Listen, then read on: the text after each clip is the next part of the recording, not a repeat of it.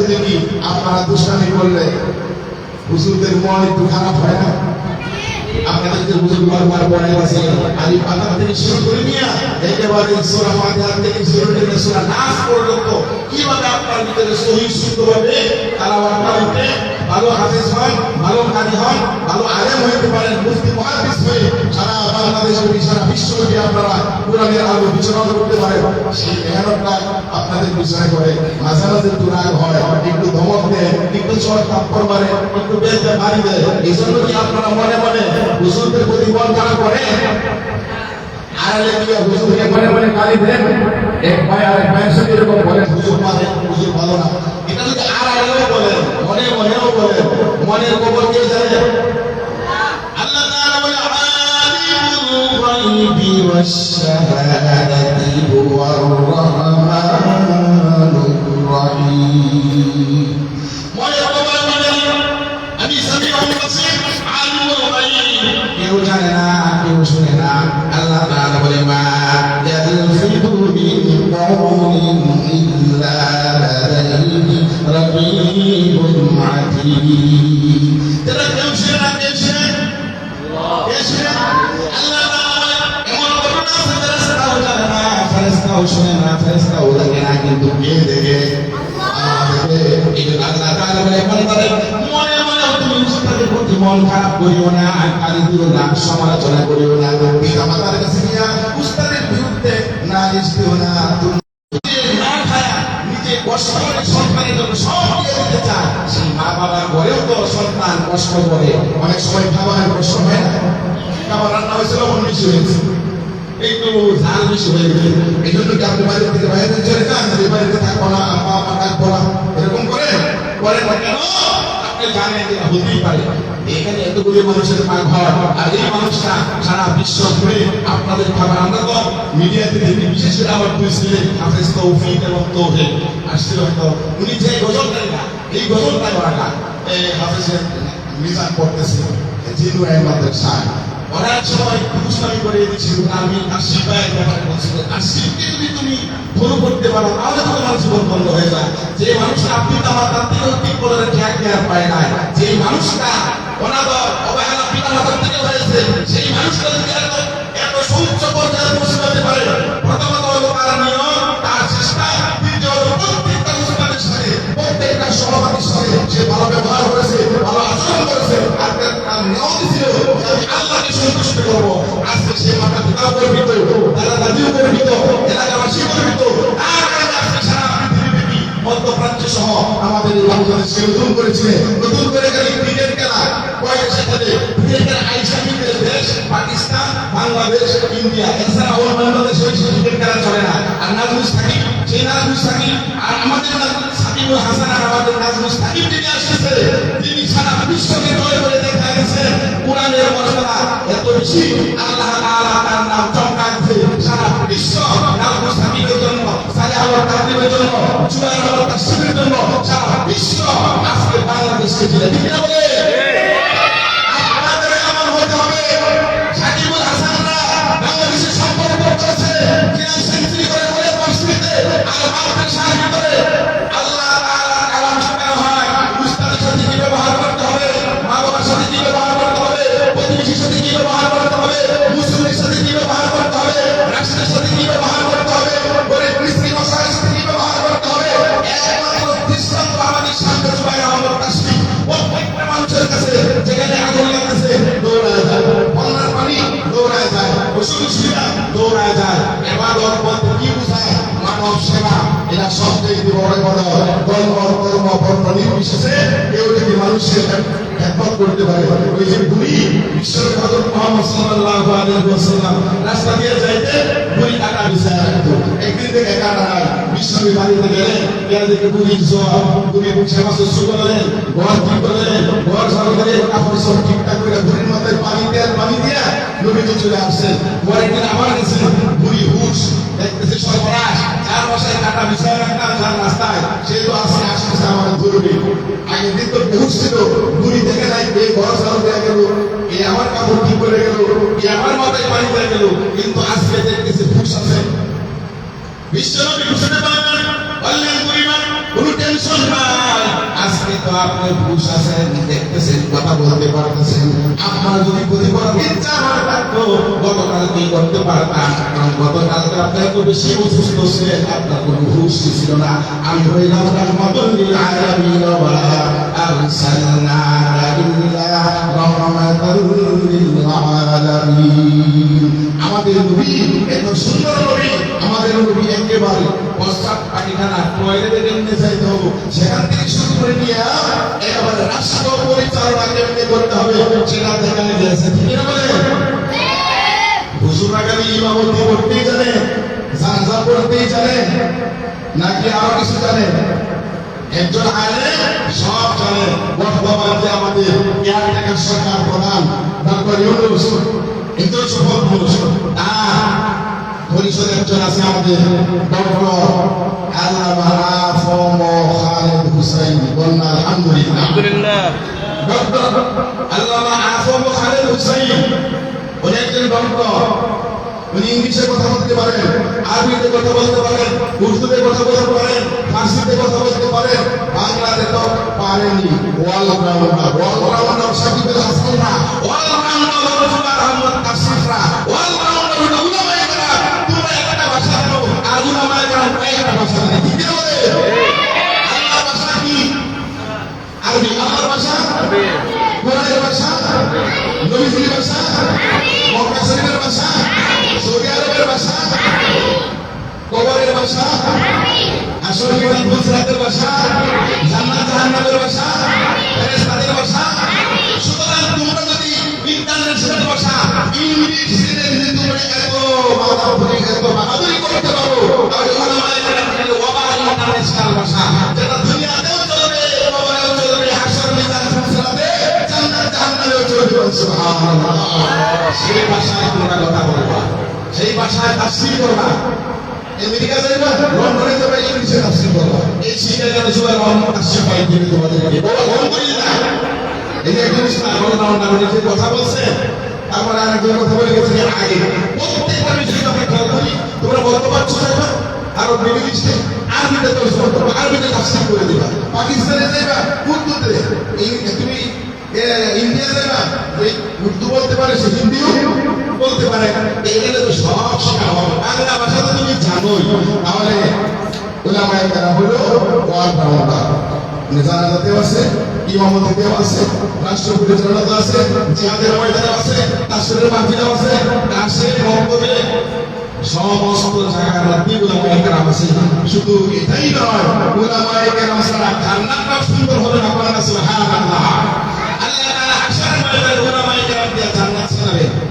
দ্বিতীয় আসমান, গ্রহ, নক্ষত্র, তারকা না থাকলে কেমন দেখা যায়? অন্ধকার দেখা যায় না? আসমানটা অন্ধকার দেখা যায়। এমন চন্দ্র সূর্য দিয়ে সুন্দর করে সাজাইছেন, গ্রহ, নক্ষত্র, তারকা দিয়ে সুন্দর করে সাজাইছেন। আল্লাহ তাআলা বলেন দুনিয়ার আসমান, গ্রহ, নক্ষত্র, তারকা ছাড়া যেমন অসুন্দর, চন্দ্র সূর্য ছাড়া যেমন অসুন্দর, দুনিয়ার জমিন, পানি, খাল, বিল, নদী, নালা, পুকুর, পশুনি, মানুষ, গাছপালা, ফুল, গাছরা যেমন সুন্দর, আমি যে আমার বান্দাদের জন্য জান্নাত বানায় রাখছি, সেই জান্নাতটাও থাকবে উলামায়ে কেরাম ছাড়া সুন্দর। সুতরাং উলামায়ে কেরাম দিয়ে আমি জান্নাত সাজায় দিব। সুবহানাল্লাহ। এরপরে শেষ হাদিসটা বলি। আল্লাহ তাআলা রাসূল বলেন, ইয়া সাহিবুল আকিরা ওয়াতাবি ওয়ালা তিলকা আনতা তুরাক্কাল ফিদ দুনিয়া ফাইন্না মাসিরাকা ইনদা আখির আয়াতিন তাদউহা। আসলে মধ্যে আল্লাহ রাখবেন, হে কোরআন হাফেজ, তুমি এদিকে আসো, দুনিয়াতে এইভাবে করতে থাকো, আর তুমি করতে থাকো উপরে। এটা কয়তলা? আপনারা কয়তলা? 4 তলা। দুনিয়াতে 2 টাওয়ার ছিল, এটা ধ্বংস হয়ে গেছে। জুয়ার রহমান রাশিদ ভাই কিছুদিন আগে কাতারে গেছেন, সেখানে বুরুজ খলিফা কয়তলা? দুবাই কয়তলা? 100 কত তালা? 100, 150, 200 তালার উপরে পৃথিবীতে 100 তালার উপরে কি নাই? আর আল্লাহ তাআলা বলতেছে, বান্দা তোমার আমি জান্নাতটা দিব।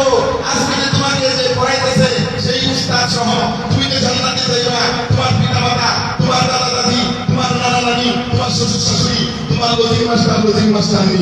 কমন না? আলহামদুলিল্লাহ। মান তাআলা ফাসতাহা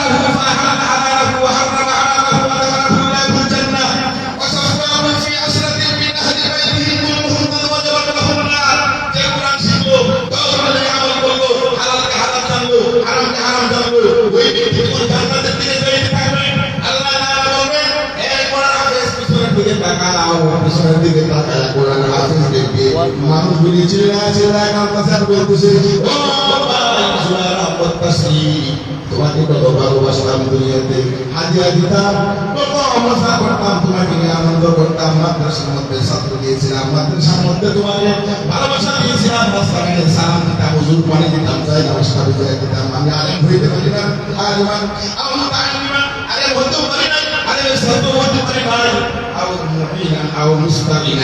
আমি সহযোগিতাও করতে পারি না কিন্তু মহব্বত করেছিলাম কোন খালিসান ফাতুহরি পঞ্চমটা করি নাই ষড়যন্ত্র করি নাই মিথ্যা মামলা দিই নাই আমরা মামলা নিয়েছি এই 15 বছরে আমি 4টা মামলা আসামি হয়ে বসছি আল্লাহ তাআলা সাহেবকে আমাদের মাথার উপর সরায় আছেন ওই দিন আল্লাহ তাআলা বলবেন তাকায়া দেখ পিছনে দিকে তোদেরকে ডাকে ওই দিন তাকায়া দুয়ারা বাতাস সহ তাকায়া দেখবা হাজার মানুষ তোমাদেরকে ডাকতেছে আর বলতেছে তুমি এই দর্শনকে নিয়ে আমি জান্নাতের দিকে যাইতেছো তোমার পিতা মাতা তোমার দাদা দাদি তোমার নানা নানি তোমার শ্বশুর শাশুড়ি তোমার লজিম মাস্টার বিবাচ্চা সন্তান নিয়ে আমরা কি অপরাধ করলাম আমাদের ধর্মের সুপারিশ আল্লাহ তাআলা বলবেন আজকে হে কোরআন হাফেজ হে আল্লাহ মুস্তাকিম হে জুবাইর আহমদ বাসী আজকে তোমাকে অনুমতি দিয়া দিলাম দুনিয়ার মানুষ বিশ্ব ভয় করে আসলে মন্ত্রীর ধর্মকে লাল গাড়িতে শুভেচ্ছা দিত না ইয়ার ধর্মে কি কোনো প্রধানমন্ত্রী হয়তো থাকে নাই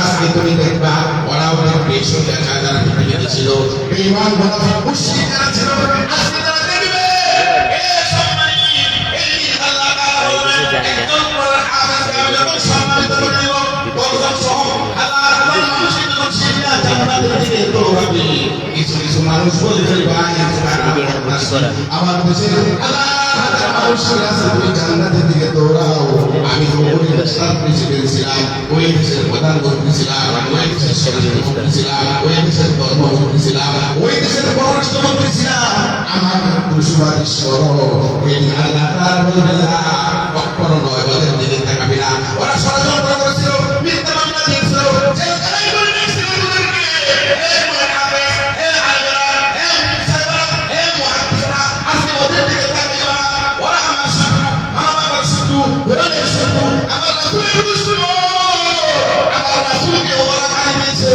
আমার রাসূলকে এত কষ্ট দিয়েছে আমার নাইবি নবী আমার উলামায়ে কেরামদেরকে এত কষ্ট দিয়েছে যে আয়াতের ব্যাপারে আল্লাহ তাআলা বলতেছিলেন ইন্নামা ইয়াখশাল্লাহা মিন ইবাদিহিল উলামা সুবহানাল্লাহ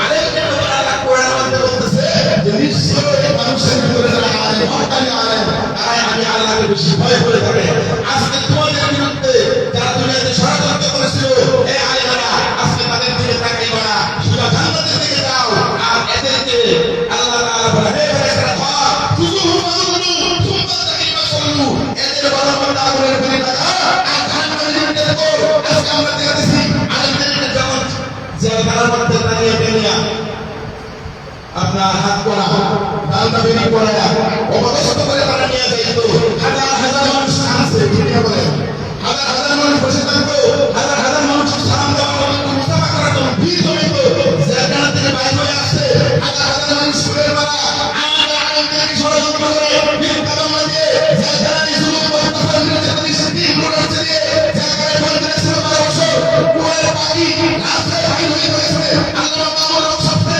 এরকম ভাবে মামুল হক সবকেও জেলখানা থেকে সাহায্য করতে হয়েছে আল্লাহ তাআলা ওই মানুষগুলির মুখ শুনে দিবেন আল্লাহ তাআলা কি কারিশমা দেখবে আল্লাহ তাআলা উলামায়ে কেরামকে জেলখানায় যখন নিয়ে গেছে তখন মানুষ কাঁদছে জেলখানা থেকে বাইরে হয়েছে মানুষ কাঁদছে আনন্দের কান্না ফুলের মালা দিচ্ছে আর বাংলাদেশ সরকার বাংলাদেশ উলামায়ে কেরামকে নির্যাতন করছিল মিথ্যা মামলা দিছিল দাড়ি চাইছে লঙ্গি পরিয়া এরপরে লোক রাস্তায় একজন মাঝি মাল্লা সাইজাও তারা পার পাইতে পারে না ঠিক না পার হইতে পারে না আইন মন্ত্রীকে ধরে পেয়েছে তার দুষ্টুরে দেখা আছে আমার নিয়ে যেতেছে ওইটা আমার দুষ্টু এই দুষ্টুরে এসেছে এই দুষ্টুরে এইভাবে যারা দুষ্টুরে খেলা হবে আল্লাহ তাআলা বলে দুনিয়াতে ওই সিস্টেম ফাইনাল করা সর্বশেষ ওয়াদা হইনা ফাইনাল করা হাসরের ময়দানে সেই দিন হাসরের ময়দানে উলামায়ে কেরাম তাদের ফারি আমি দেখা দিব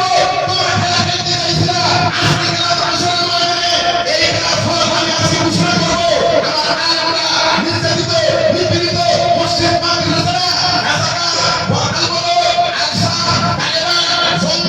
কত কিছু তোমরা গালি দিছিলা, আজকে দেখো কারা সফল কাম বলনা সুবহানাল্লাহ সুবহানাল্লাহ।